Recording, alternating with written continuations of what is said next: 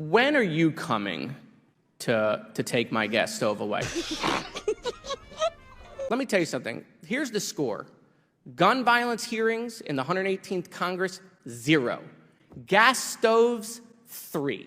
So that would mean that Republicans are now tied with Trump on the gas stove hearings versus Wives-Gate. One more and they'll match him on impeachments too. That's all you need to know about what's happening in the 118th Congress. I yield back. As one can now expect whenever the GOP uses taxpayer dollars to hold hearings on pressing issues like public urination and gas stoves, there will be Democrats on hand to point out the absurdity of such a waste of time. Oversight will hold a hearing on the Biden administration's proposed regulations on America's gas stoves, saying the White House is putting consumer choice on the back burner. I wish my Republican colleagues were as concerned about Black and brown communities on the front lines of our climate crisis as they are about an appliance. This proposed rule is not a ban on gas stoves. This proposed rule is not a ban on gas stoves. Energy is doing, making sure that gas stoves are less expensive to operate and produce fewer toxins and health hazards. It is my hope that my Republican colleagues will redirect their focus to the well-being of American people rather than politicizing kitchen appliances. None more so than fast-rising Democratic star Jared Moskowitz. And despite how comical his retort often is, he ensures to splice in enough substance to reiterate just how absurd another gas stove hearing is when you consider the other issues Republicans fail to address. When are you coming to take my gas stove away? And will I get a 4-hour window, like when Comcast comes to my house or the power company? Because I just want to be home when it happens, because I have a dog and I don't want him to be let out by accident. So can we schedule that now? When are you coming? I'm sorry for laughing, but I have 2 dogs and chickens, so it's okay, we're not coming. Let me tell you something. Here's the score. Gun violence hearings in the 118th Congress, 0. Gas stoves, 3. That's all you need to know about what's happening in the 118th Congress. I yield back. Chair now recognizes our good friend from Kentucky, Chairman Comer. Thank you, Mr. Chairman. Appreciate your leadership on this issue. And I have to respond to the gun violence. What good does it do to have gun laws on the books when you waive gun penalties for privileged white children of high elected public officials? Will you yield? I'll yield. Mr. Chairman, there were 17 people killed at my high school in my in my neighborhood, and so let's not make gun violence. I'm not making I yield my time back. You asked a credible question. You're not serious. So, and when he's not colluding with a spy, James Comer is spearheading these hearings, to which Moskowitz has often pointed out is in itself telling of what is to come. Not one hearing on school safety, right, in the 6 months we've been here, but we had countless hearings on gas stoves. I mean, look, I went around my entire district, okay? And by the way, I represent affluent areas in my district. They have really nice gas stoves, Vikings, I'm sure, okay? Not a single one of them has called me or emailed me about their gas stove, but I do hear that they're worried about their kids in school, right? And that really shows the Republican priority, is that they want to spend time scaring the American people. And that's what it is. They're constantly creating a boogeyman, right? It's all about the government's coming for you. They're going to take away your rights. We're losing the country. It's all about scaring and distracting. I'm from Parkland, where the shooting was at my high school, Marjorie Stoneman Douglas.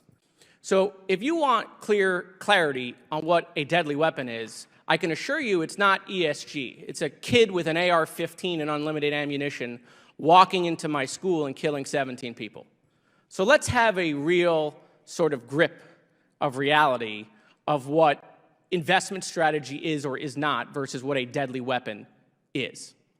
You know, after the Marjorie Stoneman Douglas school shooting, Walmart, Dick's Sporting Goods announced that they would stop selling assault rifles. I applauded them for doing that. And if I want to invest in a company because they've decided to make a policy change, I should have that ability to do so or not do so, by the way. I'm pretty sure I'd just saw, some of my colleagues going out and, shooting Bud Light cans because, they didn't like what Bud Light was doing. Should we have government mandate that they got to go invest in Bud Light because we want to support Bud Light? I mean, that's what you guys are advocating.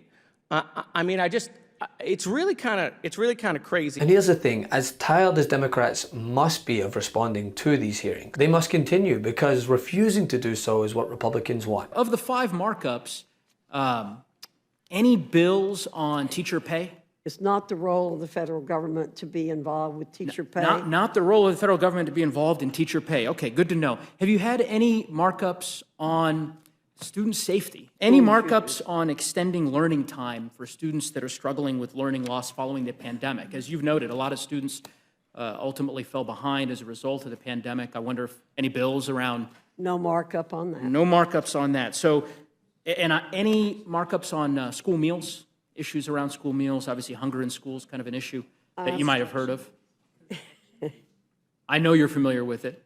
I'm just curious if there's been a markup on that. No, but there will be. We will be working on it. I'm glad to hear that. I hope that can be scheduled soon because it's a pressing issue in my district and in Colorado. Look, the reason I asked this question, Madam Chair, and I think you've answered it for me, 8 months under Republican control of the House, no markups on school safety, no markups on teacher pay, no markups on hunger in schools, no markups on trying to address learning gaps as a result of the pandemic. If Democrats allow them to hold such ridiculous hearings without pushback, then they'll be able to further the outrage game and divert focus from the issues that Democrats are not only tackling head-on, but delivering on for the American people. Infrastructure, student loan relief, lower drug prices, caps on drug prices. Since I took office, we've seen over 60 domestic manufacturing announcements, all across the solar supply chain. One of the biggest is in Dalton, Georgia. You may find it hard to believe, but that's Marguerite Taylor Greene's district.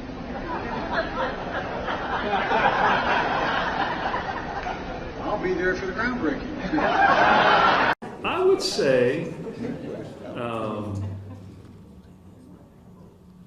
welcome aboard. Look, this is good policy. It's true that not every member of Congress was there with us when we were working to get this done. And it turns out that is no barrier to them being glad to see that funding come to their districts. I think because this was good policy. And what are Republicans delivering on, aside from providing free ads for Democrats? Lyndon B. Johnson is very similar to Joe Biden. How are they the same? They're both Democrat socialists. His big socialist programs were the Great Society. The Great Society were big government programs to address education, medical care, urban problems, rural poverty, transportation, Medicare, Medicaid, food stamps, and welfare, the Office of Economic Opportunity, and big labor and labor unions. Reverend Al Sharpton, that sound you're hearing is the White House thanking Marjorie Taylor Greene for the campaign commercial. I was waiting on the attack. I mean, she said all of that, and I was waiting for, and what do you object to? Exactly. Hey, Meidas Mighty, love this report? Continue the conversation by following us on Instagram, @MeidasTouch, to keep up with the most important news of the day. What are you waiting for? Follow us now.